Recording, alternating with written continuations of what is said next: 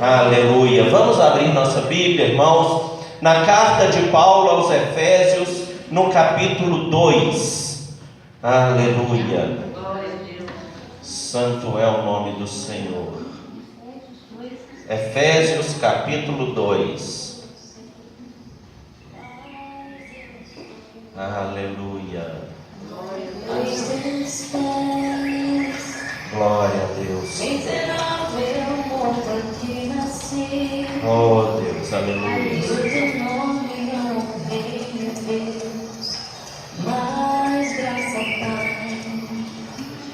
Glórias. Oh Deus, aleluia. Efésios capítulo 2. Aleluia. Todos acharam, irmãos? Amém?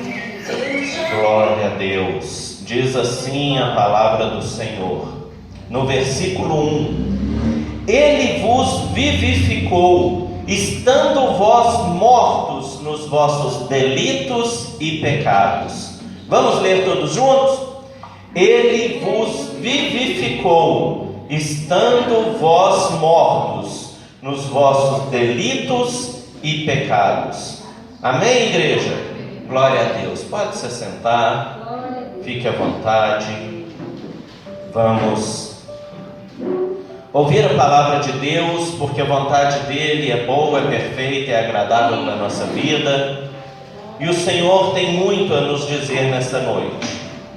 O Senhor tem muito a nos ensinar através da sua palavra. Hoje eu quero falar acerca de estarmos mortos por natureza em nossos pecados. A palavra nos diz que a nossa alma, por natureza, ela é pecadora. O assunto de hoje vai ser a ressurreição espiritual do homem pecador e perdido pelo Espírito Santo de Deus. A ressurreição do homem pecador e perdido através do Espírito Santo de Deus na nossa vida. Essa palavra, ela se aplica a todos que aquele um dia foi resgatado por Jesus Cristo. Essa palavra que nós lemos.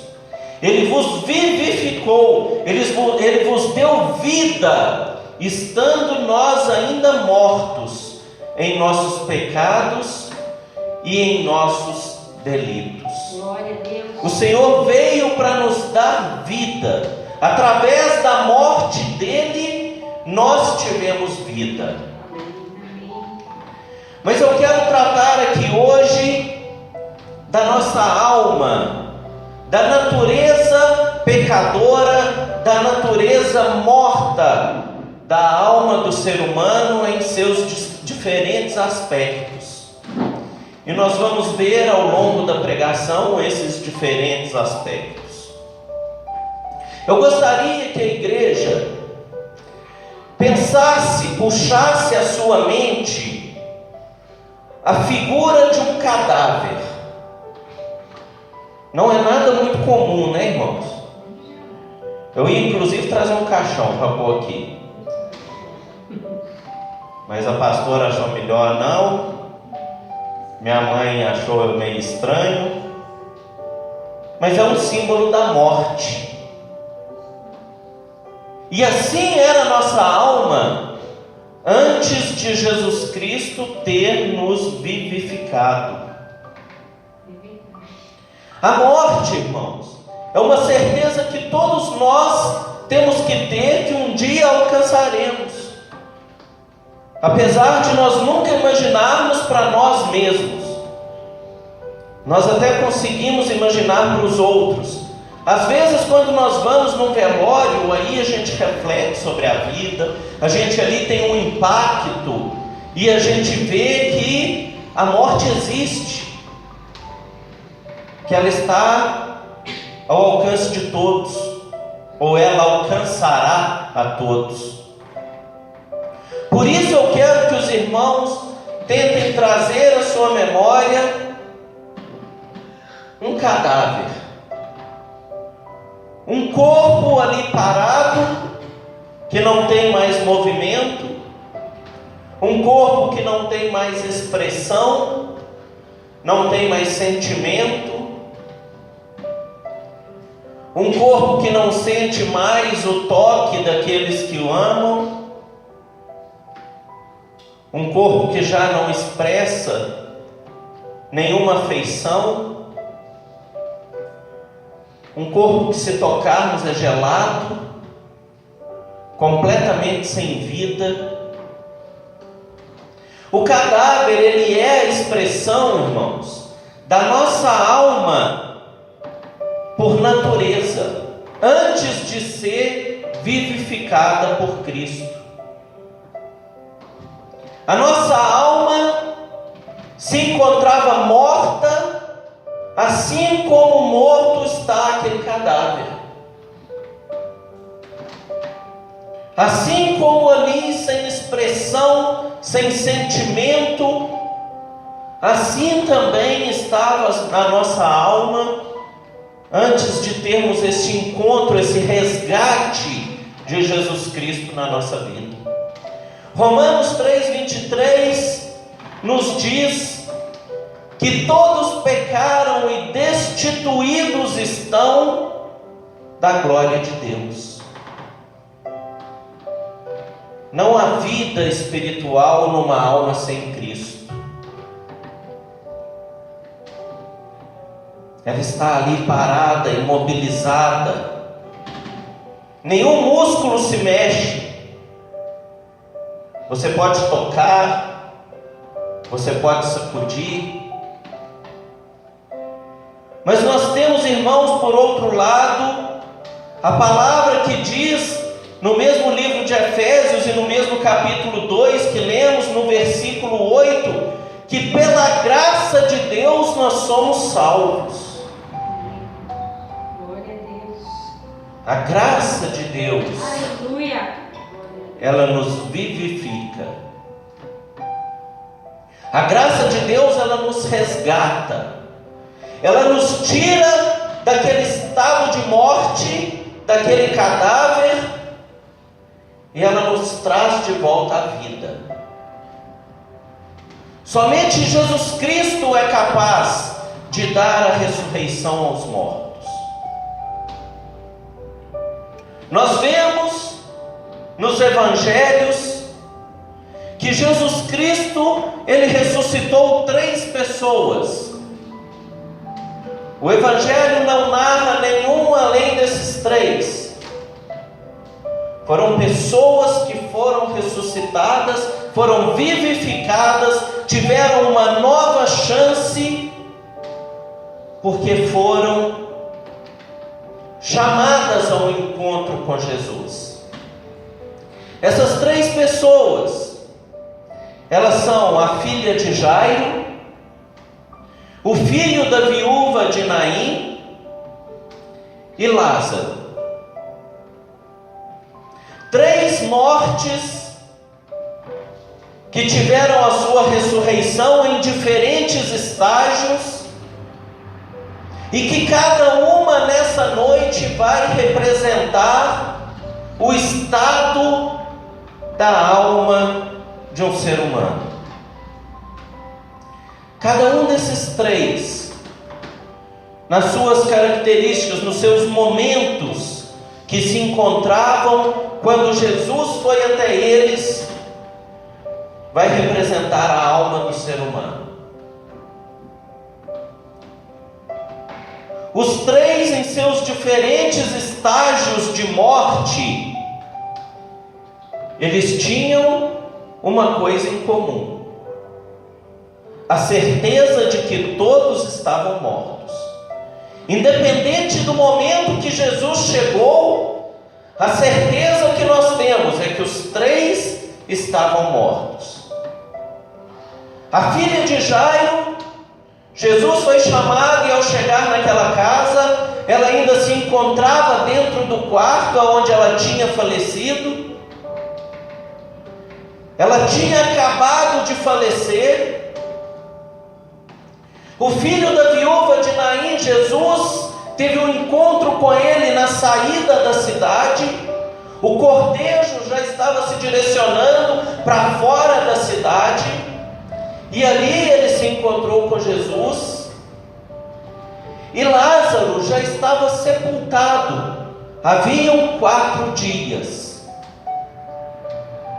Lázaro já estava num processo de morte mais avançado. Mas os 3, Lázaro, que havia 4 dias, o filho da viúva, que havia 1 dia, e aquela menina, filha de Jairo, que havia morrido naquele mesmo instante, os 3 em comum tinham que estavam mortos. E o que nós podemos tomar desses 3 estágios para a alma do ser humano? A filha de Jairo, apesar de morta, ela ainda podia aparentar vida nela. Ela ainda estava corada, o seu corpo ainda não estava frio, ela ainda tinha a feição perfeita de um ser vivente.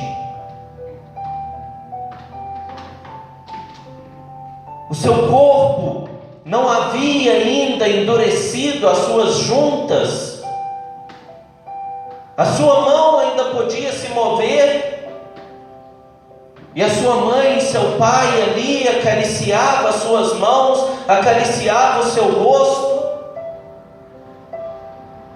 Era uma morte que aparentava ainda que ali havia uma vida que há pouco tempo tinha se esvaído.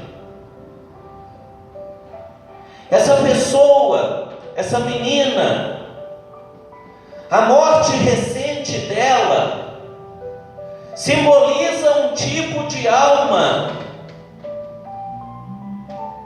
que no exterior parece estar viva, mas por dentro já se encontra morta. Ela já não tem vida nenhuma, ela já não consegue expressar nada, ela não consegue fazer nada, ela não consegue dar um sorriso, ela não consegue ter um sentimento de alegria, mas ainda exterioriza uma vida. Por fora é uma coisa, mas por dentro já não há nada. O outro caso, o filho da viúva, a morte já se apresentava no corpo dele. Já havia um dia que ele havia morrido. Seu corpo já estava gelado. Suas mãos já haviam endurecido, já não se moviam mais. Sua aparência era pálida, seus olhos já deviam estar roxeados. Já causava ali naquele momento repulsa a algumas pessoas, porque nem todos tocam em cadáveres. Alguns não chegam nem perto, só olham de longe. E aquele corpo ali, ele já tinha a expressão da morte nele. Talvez lá por dentro, os vermes já começassem a agir para transformar aquele corpo no que vem a ser todo corpo que perece. Por dentro, já estava morto, já estava corrompido. Por dentro já começava um processo que se dirigiria à decomposição daquele corpo. E já começava também no exterior a mostrar as suas marcas. Assim é a alma daquele que se deixa levar pelos seus pecados e que já é tão tomado por ele que já não consegue mais esconder isso em sua afeição, esconder isso na sua vida, esconder isso no seu agir. Aquela morte que está lá dentro, ela começa a pular para fora. Ela começa a agir no exterior e as atitudes começam a se transformar, o mal começa a tomar conta, o caráter começa a ser transformado, a afeição já não é mais aquela de quem vive a paz de Deus, mas aquela afeição triste, aquele rosto sisudo, carregado. O exterior reflete o que ela tem vivido na alma dela. O pecado e os delitos corrompendo toda aquela vida. Já estava a caminho da sepultura aquele menino. Já estava ali dentro do caixão sendo transportado para ser enterrado. E no terceiro caso nós temos Lázaro. Lázaro ali já era completamente a forma da morte. Lázaro já estava 4 dias sepultado. Como disse a sua própria irmã, Jesus já fedia, já era tomado pelos vermes, seu corpo já estava em decomposição, não tinha mais nenhum sinal de vida, nem interno nem externo, na vida de Lázaro. Já havia sido tomado completamente pela morte. Nós podemos ver aqui que tanto a filha de Jairo quanto Lázaro se encontravam no momento da sua ressurreição em um lugar separado. Aquela menina estava dentro do quarto, Lázaro dentro de uma sepultura, e o filho da viúva, ele se encontrava em um local público, ele estava na rua. O que isso quer dizer? Que quando uma pessoa ela está no momento de um início de morte espiritual, ela não é vista em público. Aquilo ali está agindo escondido, está agindo quieto, está agindo silenciosamente na vida daquela pessoa. A pessoa, quando está no estado de morte profunda, os seus pecados são tão escandalosos, os seus pecados são tão tenebrosos que ela também passa a agir às escondidas, a agir na escuridão. Lázaro estava ali num lugar fechado, escuro. A morte nesse momento ela age escondida, porque a pessoa, até a própria pessoa, ela se envergonha dos seus pecados, ela se envergonha dos seus atos, de tão escandalosos que são. Mas aquele filho da viúva, ele estava num momento entre esses dois termos, aonde o pecado já começa a transformar a pessoa, aonde o pecado já começa a tomar conta da pessoa,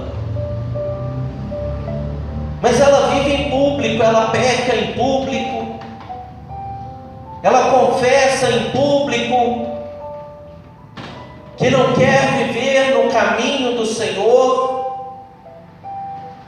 É o início de uma perdição maior, é o meio, aliás, o meio do caminho para uma perdição maior. Mas eu volto a lembrar, em todos esses estágios, os 3 estavam mortos. Não havia vida em nenhum deles. A morte espiritual, ela entra aos poucos na vida do ser humano e ela vai corrompendo, ela vai aumentando o seu grau, ela vai deteriorando cada dia mais a alma, os princípios. Isso não é só para quem não teve um encontro com Jesus. Não. Aqui todos já tiveram o seu encontro com Jesus.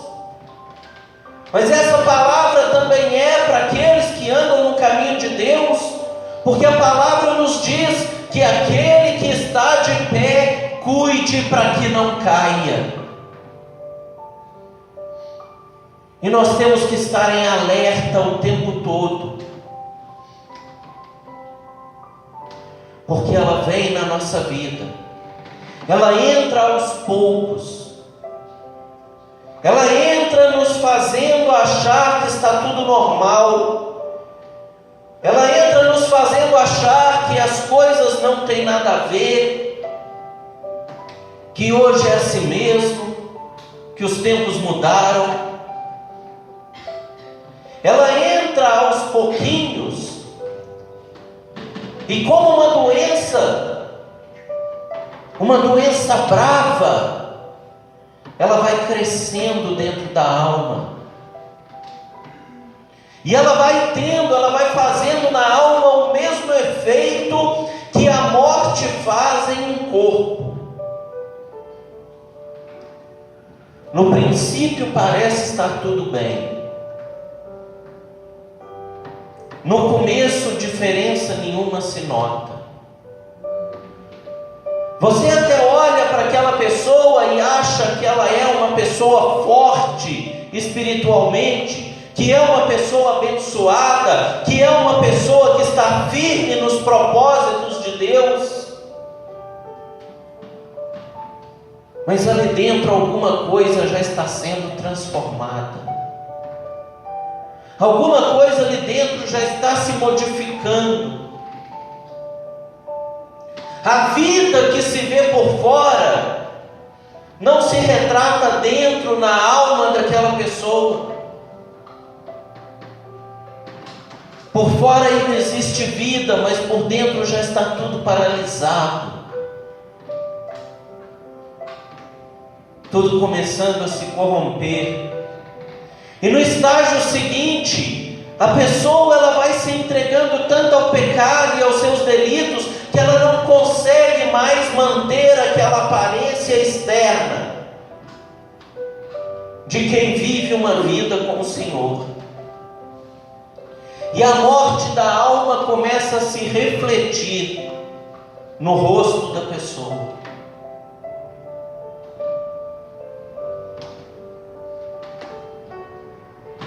As pessoas se transformam quando elas são tomadas pelos pecados, pelos delitos. Quando ela se afasta da presença do Senhor, ela perde um brilho no rosto que só os filhos de Deus, só aqueles que andam nos seus caminhos possuem. A palavra de Deus diz que a presença de Cristo na nossa vida aformoseia o nosso rosto.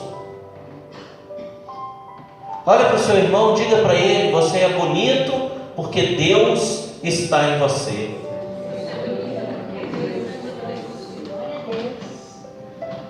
Se não for Deus em nossa vida, o que é eterno eterno que é a nossa alma, ela terá sempre a aparência de morte, terá sempre a aparência de um corpo em decomposição. O que nós temos no nosso exterior, isso vai se acabar. Talvez não espere nem a morte para acabar. A idade vai chegando e a beleza vai saindo.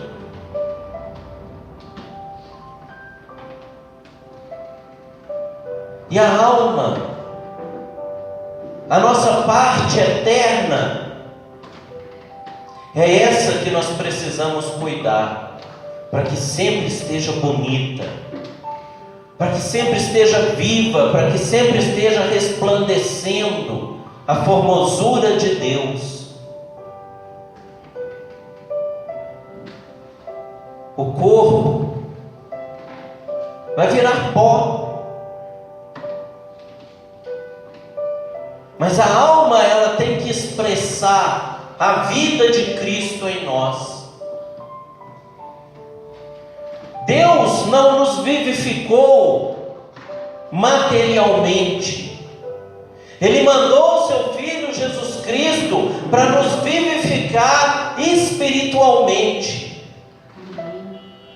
para vivermos não na eternidade nesta terra, mas para vivermos a eternidade no reino dos céus. A beleza que precisa durar é a beleza da alma. É essa que nós precisamos cuidar. E nós cuidamos da beleza e da vida da alma através dos nossos caminhos. Aonde os nossos pés pisam vai determinar o nosso estado. Se andarmos no caminho do Senhor, viveremos para o Senhor. Se andarmos no caminho das trevas, herdaremos as trevas. Mas a palavra, ela nos diz: Ele vos vivificou estando vós mortos. O Senhor não quer que ninguém ande pelo vale da sombra da morte. O Senhor não quer que ninguém esteja como um cadáver, cada dia mais, sendo devorado pela corrupção, sendo devorado pelo pecado, sendo devorado pela morte. Toda a humanidade está, sem exceção, por natureza morta em seus pecados. Mas a morte se expressa de forma diferente em cada um. Mas nessa noite Deus quer trazer, assim como Ele trouxe a essas 3 pessoas, a ressurreição para a nossa vida. O Senhor quer trazer um novo tempo. E existe uma diversidade de formas de Jesus nos trazer a vida novamente, de Jesus encher a nossa alma de vida, de Jesus tirar de todos nós o pecado. Em alguns casos é de uma forma mais branda, em outros casos é uma forma mais brusca. Nós vemos naquela menina, filha de Jairo, que Jesus dá um leve toque nela e profere 2 palavras: Talita cumi, que significa levanta-te. Jesus tocou naquela criança, porque aquela criança ainda estava no momento onde a morte espiritual espiritual não tinha tomado conta totalmente do seu corpo. A alma que Jesus toca, que Ele vai dar um leve toque para que ela viva, é aquela alma que ainda não foi completamente tomada pelo pecado, que ainda existe nela um pouco de vida, que ainda existe nela uma essência de Deus. Mas existe aquela alma que já está num estado mais avançado, que aqui é representada pelo filho da viúva de Naim. Aquela alma que morta já começa a exteriorizar também a sua morte. E nesse caso, Jesus age de uma maneira diferente. Ele faz uma parada naquele cortejo. Aquele cortejo vinha pelas ruas, e Jesus Cristo para aquele cortejo. Ele não toca na criança, Ele toca no seu caixão e diz a ele: levanta-te. Mas já foi algo mais brusco, já foi algo em público. Já não foi tão reservado como foi com a filha de Jairo dentro de um quarto e com um toque em seu corpo. Porque aquela alma já estava mais perdida. Aquela alma já estava mais envolta nos seus pecados. Aquela alma já estava sendo levada para a sepultura. Então a medida de Jesus, ela teve que ser mais drástica. E no caso de Lázaro, nós vimos que ainda foi uma forma mais agressiva, uma forma diferente das outras. Estava ali uma grande multidão e foi necessário que se retirasse uma pedra. Fosse necessário para aquela alma ter novamente a sua vida, que se retirasse uma pedra, que se curassem feridas, que se tratasse dores. E ali nós vimos, através dessa passagem, que diferentemente das outras, aonde Jesus fala de uma forma suave, aqui com Lázaro ele teve que levantar a sua voz. Jesus gritou lá de fora: Lázaro, saia. Ele teve que elevar a sua voz, porque aquela alma ela já estava num estado aonde já se tornava difícil ouvir a voz de Jesus Cristo. A alma, quando está afundada no pecado, quando ela está presa nos seus delitos, ela tem dificuldade em ouvir a voz de Jesus Cristo.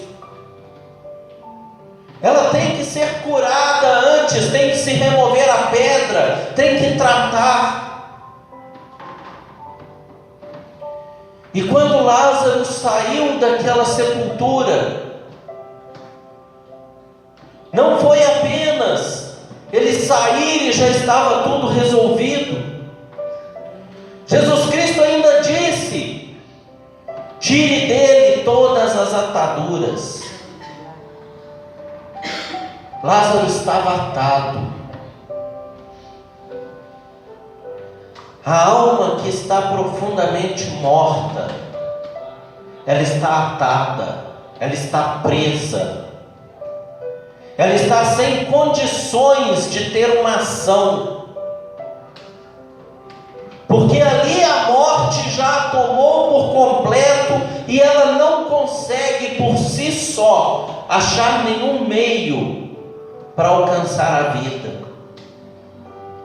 Ela não consegue sozinha se mover, ela não consegue sozinha reagir, ela não consegue por si só chegar a lugar nenhum. Mas quando a voz de Jesus chega, toda ferida é curada, toda doença é sarada, todo mal é lançado fora e Jesus chama. E quando Lázaro levanta e vai para fora, todas as ataduras são tiradas. E aquele corpo que estava completamente corrompido pelo pecado, aquele corpo que já estava sendo comido por vermes, aquele corpo que por fora já não tinha mais nenhuma aparência do que ele era em vida, aquele corpo se apresenta de novo na sua forma anterior, sem nenhuma morte nele, sem nenhum vestígio de morte, porque Jesus Cristo, quando Ele ressuscita, quando Ele resgata, quando Ele restaura, Ele faz por completo. Ele não age pelas metades, Ele não age em partes, Ele só age por completo. Essas três vidas, estes três símbolos da alma do ser humano, apesar das suas diferenças em estágio de morte, estavam mortos. Mas depois da restauração de Cristo, todos voltaram à vida. E voltaram para uma vida que Jesus Cristo promete, que é vida em abundância. Não é uma vida vaga. Aonde Jesus está, algo de bom tem que acontecer.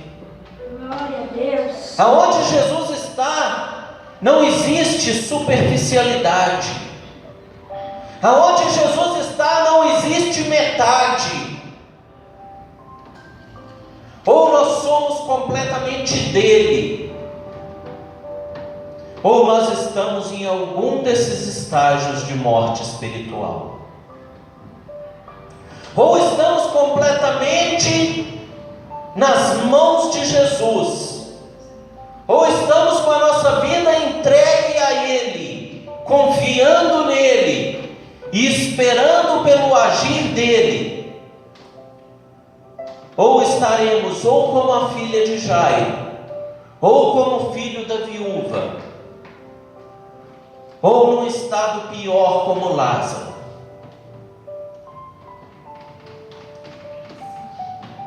Não existe eu sou meio de Jesus.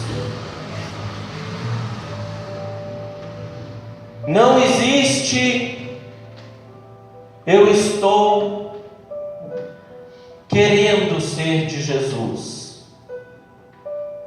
Existe ser ou existe não ser de Jesus. Deus, Ele não é Deus de metade. Deus, Ele não é Deus de dúvida. Deus, Ele não é Deus de incerteza. A palavra dele diz que é sim, sim e não, não. Ou somos dele ou não somos dele. Quando perguntado se somos de Jesus ou não, só existe duas respostas: sim ou não. Não existe sou, mas estou dando um tempo. Não existe sou, mas me afastei um pouquinho. Não existe sou, mas não estou. Hoje muitos estão mortos espiritualmente, se escondendo atrás de um lema que é os desigrejados, se escondendo atrás de algo que tiraram não sei de onde, que filho de Deus não precisa estar na casa do Pai. Sendo que a palavra diz: quão bom e agradável é que os irmãos vivam em comunhão. Essas pessoas estão vivendo um estágio de morte, que no começo elas até conseguem se parecer com a filha de Jairo, mas com o tempo se demonstram como Lázaro. E nós, como igreja do Senhor, nós temos que nos atentar para isso, porque para cair basta estar de pé. Para cair basta uma esfriadinha, uma pequena frieza espiritual é um alerta para a igreja, para que alguma coisa necessita ser feita.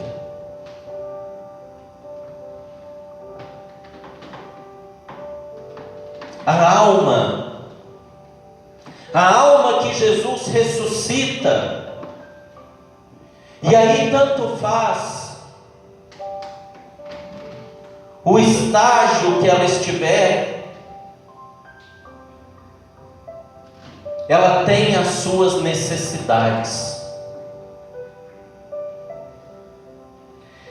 No caso da filha de Jairo, a palavra diz que logo após aquela criança ter sido ressuscitada pelo poder e pela glória de Deus, Jesus Cristo diz a seus pais: dá-lhe de comer. A alma ressuscitada, ela precisa do alimento da palavra. O alimento que mantém a alma viva é a palavra de Deus. A palavra é alimento para a nossa alma. A oração é alimento para a nossa alma. E é esse alimento, o alimento da palavra, que nos mantém vivos. No caso do menino, do filho da viúva de Naim, Jesus, ao ressuscitar aquele menino, ele o entregou para sua mãe. E isso traz, no sentido da alma ressuscitada, que ela precisa de cuidado. A mãe ali simboliza o cuidado com a criança, e a igreja simboliza o cuidado com a alma. Nós não estamos aqui para tratar do corpo, nós estamos aqui para tratar da alma. Para tratar do corpo existe o hospital físico, e a igreja é o hospital espiritual. Aqui é lugar de cuidado, aqui é lugar de você buscar cuidado para a sua vida, de você buscar ajuda, de você buscar proteção. De Lázaro, quando aquele homem foi ressuscitado, ressuscitado e aquele homem saiu para fora do túmulo. E não teria como ele sair para dentro, ele só poderia mesmo sair para fora. Jesus diz logo: tira-lhe as faixas. A alma ressuscitada, ela necessita de libertação em sua vida. Ela necessita de cura. Ela necessita ser liberta de tudo aquilo que a aprisionou, de tudo aquilo que a levou para aquele estado, para que ela não corra o risco de voltar a ele. Porque nós temos um inimigo, e ele é muito astuto, ele é muito sábio. Ele não anda fazendo barulho, ele anda com sapatinho de algodão para que você não o ouça chegar. E se tem uma coisa que ele gosta, é de achar uma casa sem morador. E quando ele acha essa casa sem morador, ele chama vários outros com ele. A Bíblia diz que ele chama mais 7 para irem junto com ele habitar naquela casa. Por isso nós temos que cuidar sempre para que a nossa casa esteja habitada pelo Espírito Santo de Deus. Amém. A nossa casa não pode estar vazia, ela tem que estar sempre ocupada. E a ocupação da nossa casa se dá pela entrega. Somente nos entregando a Jesus, somente colocando a nossa vida em suas mãos, somente sendo obedientes a Ele, cumpridores dos seus mandamentos, nós vamos manter a nossa casa habitada.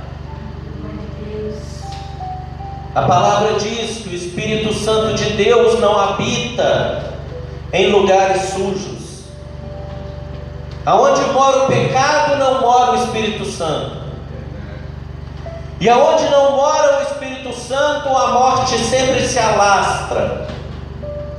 A morte sempre vai tomando mais conta, até que se morra na alma e se morra no corpo, e que seja atado e seja levado para as profundezas do inferno. Essa é a intenção do inimigo. Mas a intenção de Deus é que sejamos vivificados, estando nós mortos em nossos pecados e delitos. Pastor, e como eu faço para viver livre dos meus pecados e delitos?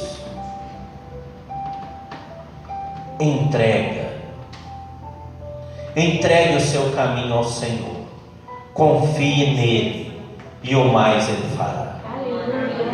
Se arrependa dos seus pecados, confesse os seus pecados a Deus, e se arrependa deles, e os seus pecados serão perdoados. Mas é arrependimento, não é remorso. Remorso é quando nos sentimos mal por um pecado, mas daqui a pouco aquilo já passou e continuamos da mesma forma, pecando da mesma maneira. O arrependimento é diferente. O arrependimento, ele causa em nós um ódio pelo pecado. Crente pode ter ódio, sim, ódio pelo pecado. Não podemos ter ódio das pessoas, mas temos que ter ódio do pecado. E o arrependimento, ele causa isso. Ele causa uma repulsa tão grande por aquele pecado, que você não vai querer mais praticá-lo.